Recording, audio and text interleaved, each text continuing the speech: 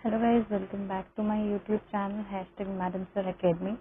तो आज का हमारा जो टॉपिक है that is tips to remember of football. First point is about ground dimensions. Ground dimensions का मतलब होता है length breadth of the playing field. Okay, तो आपको इन दोनों में से ये जो याद करनी है बेसिकली वो है ये वाली 100 to 130 yards in length, 50 to 100 yards in breadth. ये जो आपको मेजरली याद करनी है बिकॉज जो हम लोगों की वो होती है डायग्राम होती है ना, जो हम प्लेइंग फील्ड की डायग्राम बनाते हैं उसमें भी हमें यही वाली हम लोग ज्यादा शो करते हैं। ओके, स्टैंडर्ड भी याद करनी होती है वैसे, ठीक है। 120 yards into 110 metre length, 80 yards into 73 metre in breadth. Next point is about the officials of match. Officials of match में क्या आ रहा है? ऑफिशियल्स ऑफ मैच का मतलब होता है जो मैच स्टार्ट करने के लिए जो पर्सन की हमें जरूरत पड़ती है ना। फॉर एग्जाम्पल, एक तो टीम्स की बहुत जरूरत है, टीम्स मीन्स प्लेयर्स की जरूरत है। ऐसे कुछ इंपॉर्टेंट बंदे होते हैं, जैसे कि अगर हमें एक क्लास स्टार्ट करनी है, जैसे कि एक क्लास को स्टार्ट करने के लिए हमें स्टूडेंट्स एंड टीचर्स, प्रिंसिपल्स की जरूरत पड़ती है। सिमिलरली एक फुटबॉल के मैच को स्टार्ट करने के लिए हमें इन सारे पर्सन्स की जरूरत पड़ती है।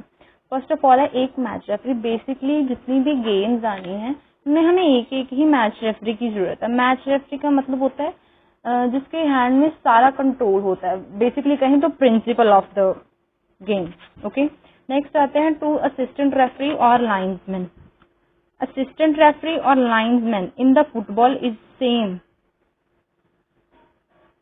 ओके, एक दो तीन गेम्स होते हैं जैसे कि वॉलीबॉल है, इसमें ये दोनों अलग अलग होते हैं, असिस्टेंट रेफरी और लाइन्समैन। लेकिन याद रखना है फुटबॉल में ये दोनों का सेम ही मीनिंग है। इससे असिस्टेंट रेफरी जो होते हैं वो 2 असिस्टेंट रेफरी होते हैं। असिस्टेंट रेफरी कौन होता है? असिस्टेंट का मतलब होता है assist, assist meaning help.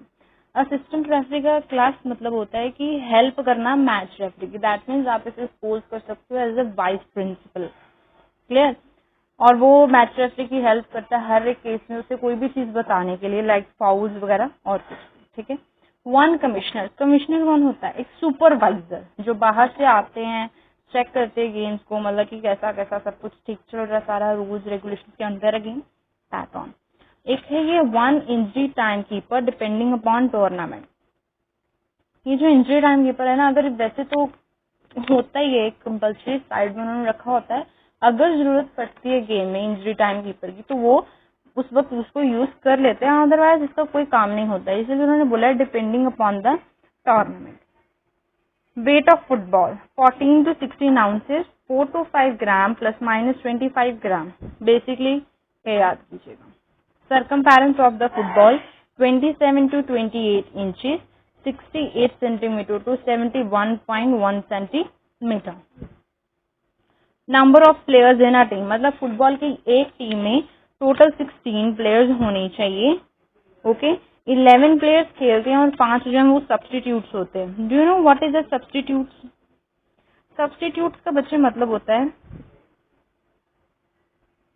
Option. जैसे कि मान लो कोई भी प्लेयर है, उसकी इंजरी हो गई, किसी को चोट लग गई है, किसी को कोई प्रॉब्लम हो गई है, तो उसको हम बाहर निकाल के उसकी जगह से कोई भी बाहर से कोई मेंबर अंदर लेके आ सकते हैं जो उसकी जगह पे खेल सकता है, दैट इज सब्स्टिट्यूट। और टोटल फुटबॉल में एक टीम के पास 5 सब्स्टिट्यूट्स होते हैं।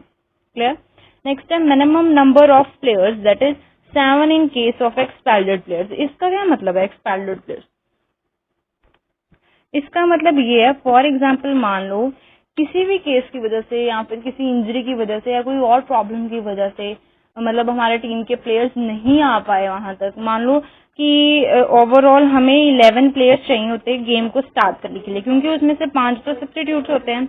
मान लो मेरे पास 8 मेंबर्स आ गए क्योंकि मेरे बाकी मेंबर्स यहाँ तो गेम की वेन्यू पे पहुंच नहीं पाए जहाँ पे गेम कंडक्ट होनी थी, यहाँ पर कोई और प्रॉब्लम आ गई, उन्हें इंजरी हो गई, कुछ भी हो गया, तो मेरे पास 8 प्लेयर्स रह गए हैं। तो अभी क्या क्वेश्चन ये है, तो क्या अभी गेम स्टार्ट होएगा या नहीं होएगा? गेम स्टार्ट होगा। Is that clear? अगर मान लो मेरे पास 6 प्लेयर्स रह जाते हैं, मेरे सिर्फ 6 प्लेयर्स आ पाते हैं गेम की प्लेस पे, या फिर सिर्फ 6 प्लेयर्स है वो वेल होते हैं खेलने के लिए, बाकी नहीं, तो गेम स्टार्ट नहीं होगा। क्लियर है? मतलब 7 तक जो ना आपका लिमिट है कि आपकी, मतलब कि कोई भी गेम को स्टार्ट करने के लिए हर एक टीम में 7 प्लेयर्स आर कंपल्सरी। तो इसलिए उन्होंने बोला है minimum number of players 7 in case of expelled, player. Again यहाँ पे आ गया है substitution allowed 3 in a match. Basically जब मैच चल रहा होता है तो उसमें आप 3 सब्स्टिट्यूशन जो है वो अलाउ कर सकते हो, मतलब कोई भी 3 प्लेयर्स अपने अंदर लेके आ सकते हो मैच के दौरान। क्लियर। नेक्स्ट है ड्यूरेशन ऑफ मैच। 2 लेग्स होती हैं, जैसे आप लोग टर्म्स बोलते हो ना, एक फर्स्ट टर्म सेकेंड टर्म, इसीलिए बोला गया है। 2 लेग्स होती हैं मेन के लिए,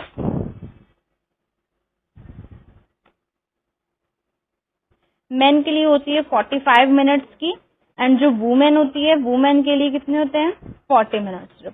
एक्स्ट्रा टाइम भी आपको मिलता है, 15 मिनट्स मिलते हैं हर एक ही लेग के बाद। इसलिए मैंने बोला 2 legs of 15 minute each. Goal post dimension. Goal post dimension का क्या मतलब होता है, जैसे कि प्लेइंग फील्ड में जो गोल एरिया होता है वहां पे उसका डायमेंशन पूछा गया, वो होता है 8 yards into 8 feet with the 5 centimeter thickness of a post। Is that clear. Metre वाले इतने जरूरी नहीं होते हैं, लेकिन कभी कभी क्या होता है पेपर में वो पूछ ही लेते हैं, हमें डायरेक्टली मेंशन कर देते हैं इन मीटर, तो फिर प्रॉब्लम आता है। इसलिए मैं बोल रही हूँ थोड़ा थोड़ा अपने माइंड में रखो, टू द पॉइंट ये यार्ड्स और फीट्स वाले रख लो। Width of the line. Width of the line मतलब कि जो हमारी जो प्लेइंग फील्ड है उसमें जितनी भी लाइंस हम लोगों ने बनाई है, फॉर एग्जांपल जितनी भी मतलब उसकी लेंथ है या ब्रेथ है जो फील्ड की है, उस हर एक लाइन की जो विड्थ है वो 5 centimetre, that means 5 inches and 12 centimetre. Next है प्लेयर्स इक्विपमेंट। प्लेयर्स इक्विपमेंट का मतलब होता है कि जो प्लेयर्स को मतलब गेम स्टार्टिंग के लिए सबसे इंपॉर्टेंट चीजें होती हैं वो, first of all is studs, football shoes, shin guard, t-shirt with numbers, shorts and stockings.